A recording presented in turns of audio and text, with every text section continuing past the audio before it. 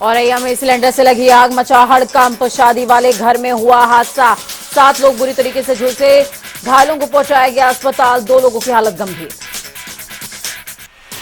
हरदोई में तेज रफ्तार double decker bus ने 2 को कुचला, हादसे में दोनों की मौके पर हुई मौत। एक की पहचान कर परिजनों को सौंपा गया, दूसरे की पहचान करने में लगी हुई है पुलिस। गोरखपुर एम्स के प्रेसिडेंट बने देश के दीपक वर्मा, रिटायर्ड आईएएस हैं दीपक वर्मा। केंद्रीय स्वास्थ्य मंत्रालय की तरफ से जारी किया गया है आदेश। सहारनपुर में लड़कियों पर अश्लील फप्तियां करने वाले युवक गिरफ्तार, पुलिस ने 2 युवकों को गिरफ्तार कर भेजा जेल। युवकों ने सड़क पर आ जा रही लड़कियों को परेशान किया था। ललितपुर में धोखाधड़ी के आरोप में बैंक मैनेजर सहित 3 लोगों पर मामला दर्ज, पुलिसकर्मी की शिकायत पर IDFC first bank manager surveyor सहित एक अज्ञात पर मामला दर्ज। सिपाही पर के नाम पर नकली दस्तावेजों पर धोखाधड़ी से लोन निकालने का आरोप। सहारनपुर में गौमीट सप्लाई करने वाले गिरोह के 4 सदस्य गिरफ्तार, कार चुराकर उसमें करते थे मीट सप्लाई, फर्जी नंबर प्लेट, अवैध हथियार सहित मीट काटने की छुरियां भी हुई हैं बरामद।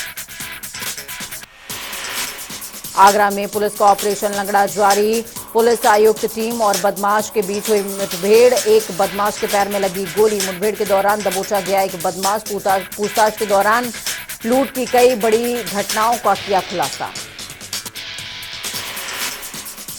रायबरेली में पति ने पत्नी की डंडों से कर दी पिटाई, अवैध संबंधों के शक में उतारा मौत की घाट, हत्या के बाद मौके से फरार हुआ पति, शव को कब्जे में लेकर पोस्टमार्टम के लिए भेजा गया। इटावा में मेडिकल संचालक के साथ मारपीट, पड़ोसी दुकानदार ने की तोड़फोड़ और मारपीट, मेडिकल संचालक का टूटा हाथ का अंगूठा, पुलिस पर कार्रवाई न करने के आरोप। इटावा में शादी समारोह में जा रहे रथ में ट्रक ने पीछे से मारी टक्कर, नेशनल हाईवे पर हुआ हादसा, 3 लोग गंभीर तौर पर घायलों को इलाज के लिए अस्पताल भेजा गया। हरदोई में वृद्ध महिला की जमीन पर गिरकर मौत, पुलिस की मौजूदगी में हुआ हादसा, परिजनों ने लगाया पुलिस पर धक्का देने का आरोप, पोस्टमार्टम के लिए भेजा गया शव। आपदा प्रबंधन सचिव रंजीत सिन्हा ने की प्रेस वार्ता, जोशीमठ को लेकर हुई है प्रेस वार्ता, बताया गया पानी का रिसाव घटा, 180 एलपीएम से 171 एलपीएम पहुंचा। रामपुर में जीव जंतुओं की तस्करी करने वाले 3 तस्कर गिरफ्तार, रामनगर वन प्रभाग ने लिया बड़ा एक्शन, 9 किलो का 107 सेंटीमीटर लंबा हाथी दांत भी हुआ बरामद।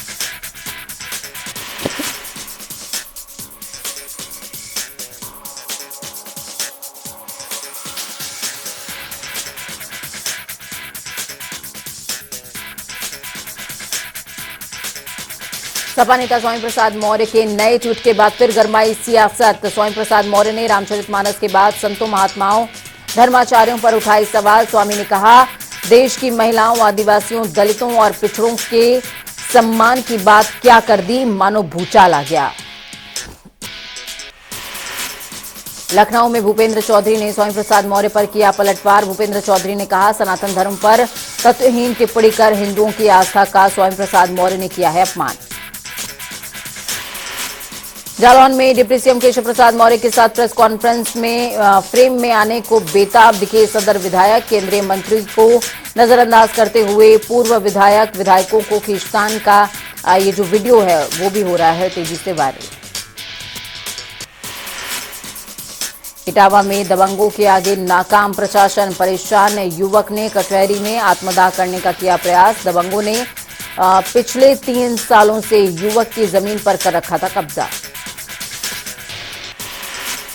बरेली में एआईएमजे के राष्ट्रीय अध्यक्ष मौलाना शहाबुद्दीन ने दिया बड़ा बयान, कहा, बाबा रामदेव ने मजहब को आतंकवाद से जोड़ा, ये सरासर है गलत, आतंकवाद का नहीं होता कोई मजहब।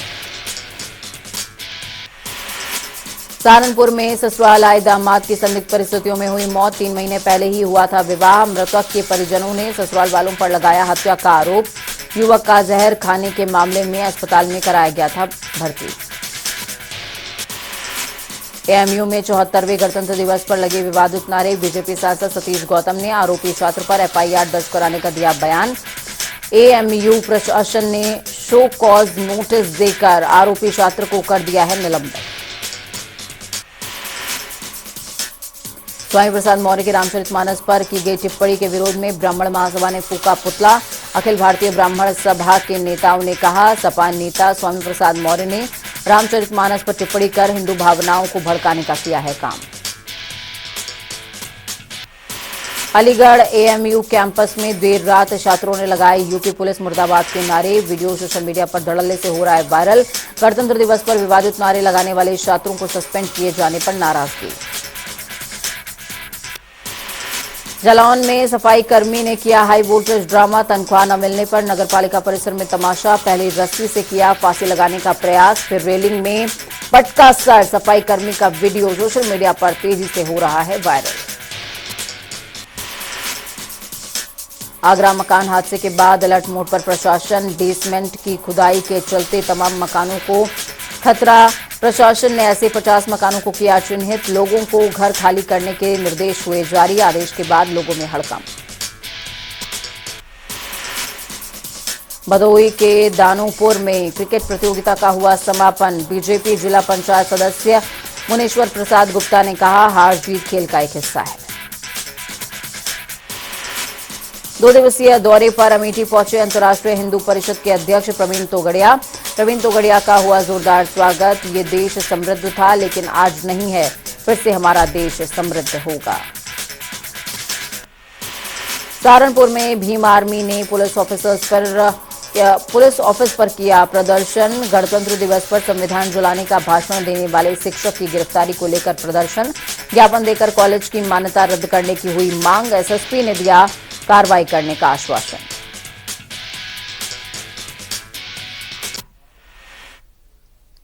तो चलिए खबरों की चर्चा विस्तार से करते हुए आपको बता दें, उत्तर प्रदेश में सभी विभाग बजट अपना 20 मार्च तक खर्च करें। इस निर्देश के बाद आज मुख्यमंत्री योगी आदित्यनाथ ने सभी विभागों के अधिकारी और मंत्रियों की बैठक बुलाई।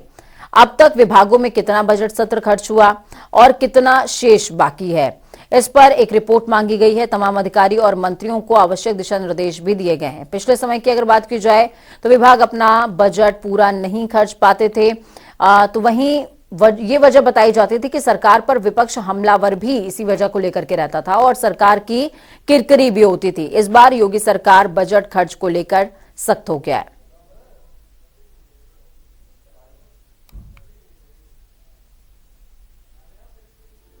विभागों में बजट व्यय को लेकर मुख्यमंत्री योगी आदित्यनाथ ने एक महत्वपूर्ण बैठक बुलाई, जिसमें सभी विभाग के मंत्री और अधिकारी मौजूद रहे।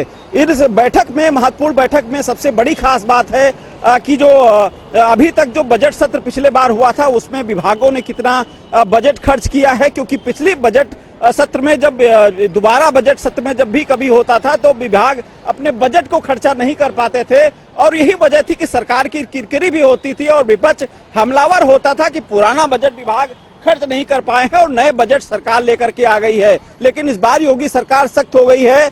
20 मार्च तक सभी विभागों को निर्देश दिया है कि अपने विभाग का जो बजट है वो खर्च करें, विकास में लगाएं। और यही वजह थी कि आज मुख्यमंत्री योगी आदित्यनाथ विभाग के अफसर और उस विभाग के मंत्री भी आमने सामने रहे, जिसमें तमाम विभागों को फटकार लगी, क्योंकि तमाम ऐसे भी विभाग हैं जो 60% से ज्यादा उनके पास अभी बजट बकाया है।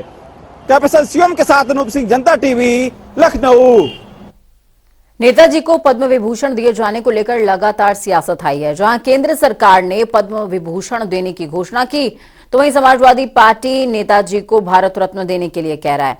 हमारे संवाददाता ने सुहेलदेव पार्टी राष्ट्रीय अध्यक्ष ओम प्रकाश राजभर से खास बातचीत इसी विषय को लेकर के की है। इस दौरान उन्होंने कहा कि मुलायम सिंह नहीं बल्कि सुहेलदेव को भारत रत्न दिया जाना चाहिए, क्योंकि मुलायम सिंह यादव ओबीसी वर्ग के विरोधी रहे हैं।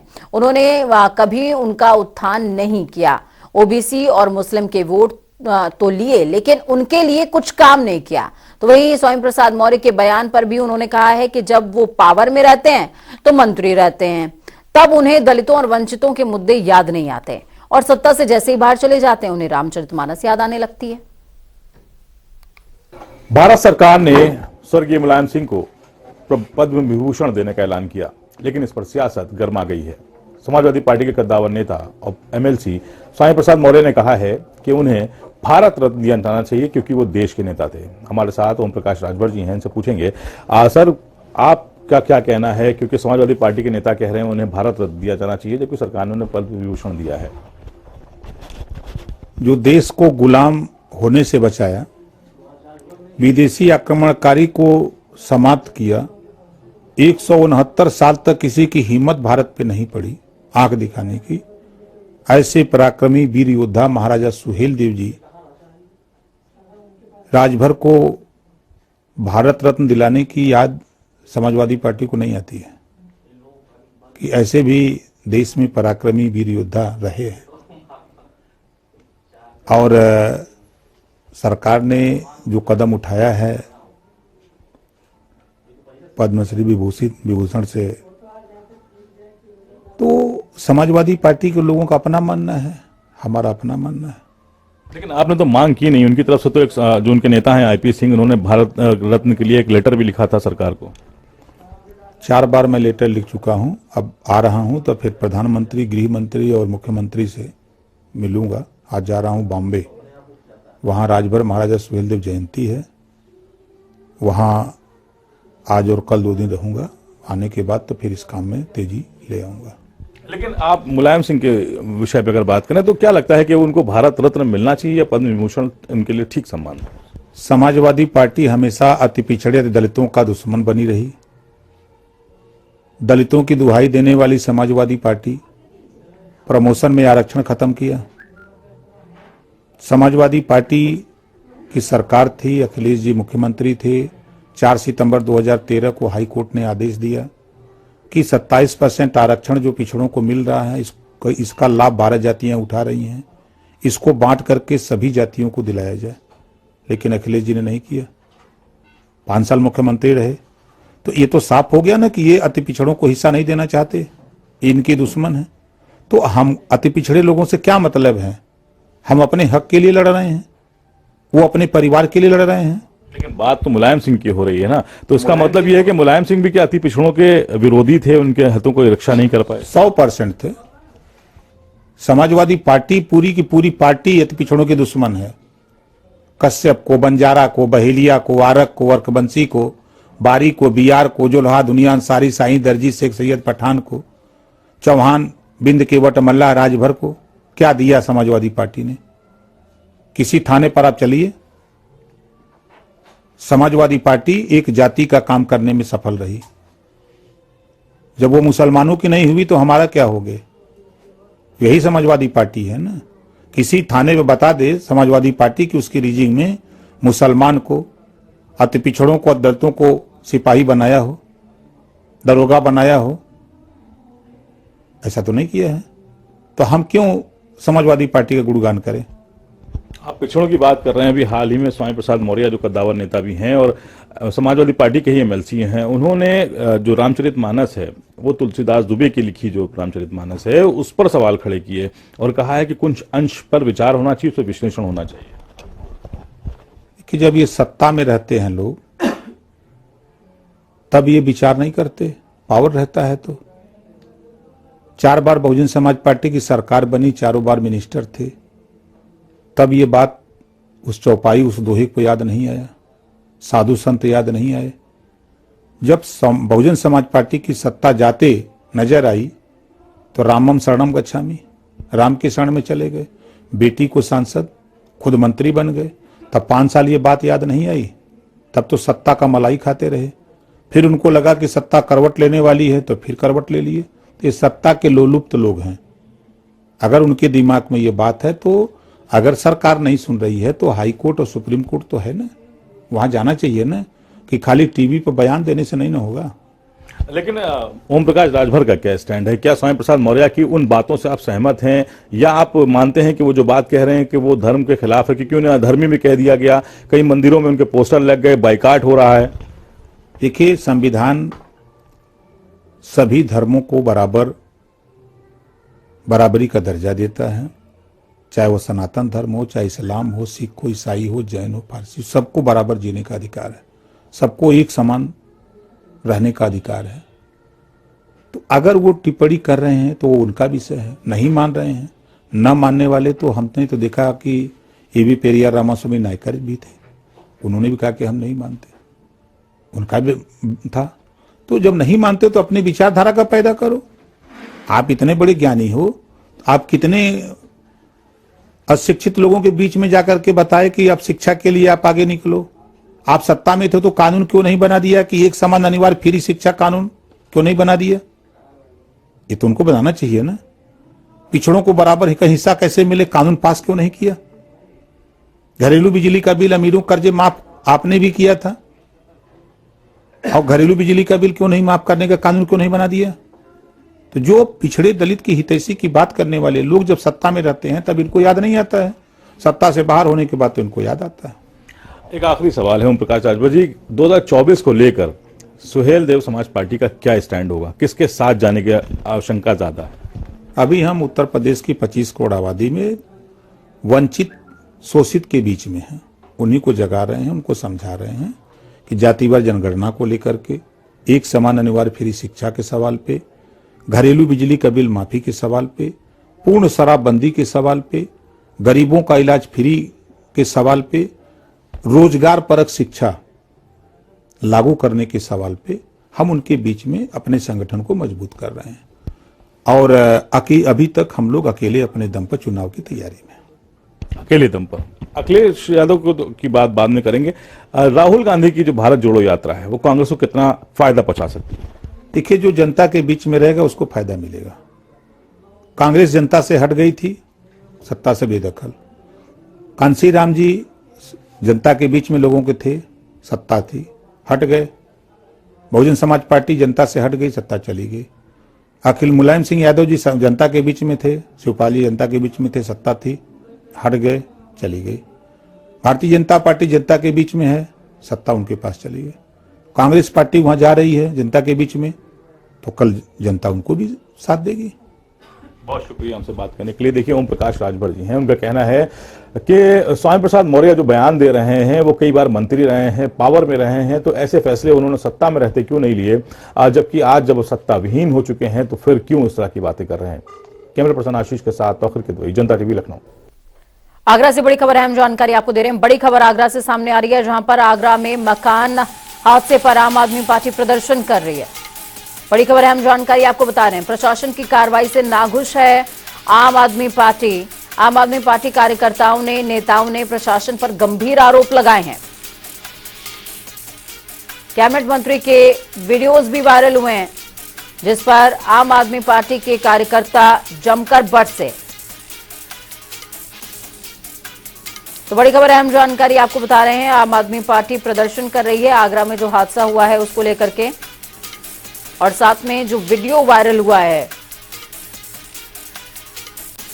मंत्री पहुंचे थे वहां पर लोगों से मुलाकात करने के लिए, उनको संवेदनाएं व्यक्त करने के लिए, लेकिन डांटते डपटते नजर आए।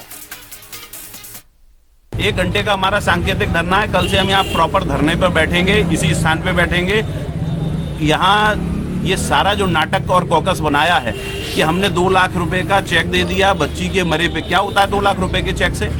गरीब की बच्ची मर गई, आप उसका मजाक उड़ा रहे हो। कम से कम 25 लाख का ये चेक होना चाहिए। जितने भी परिवार जिनको आपने कह दिया कि यहाँ पर ये ऑरेंज जोन में है, खतरे की घंटी इनके लिए बज गई है, इन सबको किराए पे रखने की व्यवस्था आपको करनी थी। आपने सबको भगा दिया, बोले तुम किराए पे रहो, अपने आप तुम जानो, तुम्हारा काम जाने। ये क्या मजाक बना दिया। फोन लाइन पर ब्रिज किशोर जुड़े हुए हैं हमारे साथ में। ब्रिज किशोर, क्या कुछ अपडेट है? आम आदमी पार्टी का 1 घंटे का सांकेतिक प्रदर्शन था।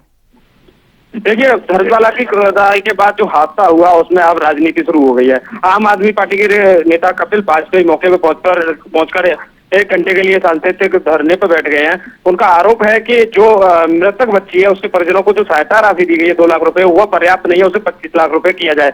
उसके बाद जो बिल्डर है उसके खिलाफ गंभीर धाराओं में मुकदमा, हत्या का भी मुकदमा दर्ज किया जाए। इसलिए अगर ये नहीं हुआ तो उसके बाद रविवार से वो पूर्ण रूप से धरने पर बैठ जाएंगे।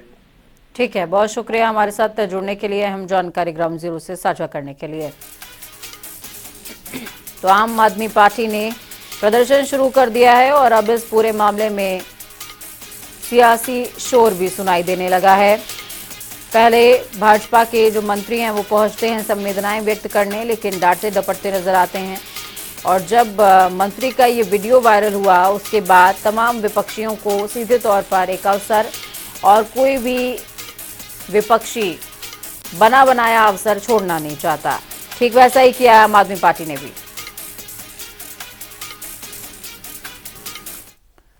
इस बीच आपको बड़ी खबर, अहम जानकारी बता रहे हैं। मुजफ्फरनगर से बड़ी खबर सामने आ रही है इस वक्त की, बेहद बड़ी और अहम जानकारी। मुजफ्फरनगर से जीआईसी मैदान में किसान आंदोलन शुरू हो चुका है। कुछ ही देर में पहुंच जाएंगे राकेश टिकैत।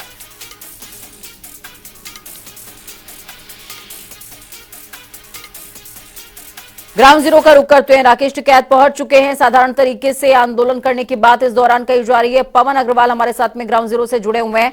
पवन, क्या कुछ अपडेट है ग्राउंड जीरो से? राकेश टिकैत के आह्वान पर एक बार फिर से आंदोलन का आगाज मुजफ्फरनगर की धरती से हो गया है। कहा जा रहा है कि सरकार ने वादा खिलाफी करी और ये वादा खिलाफी अब बर्दाश्त और नहीं की जाएगी।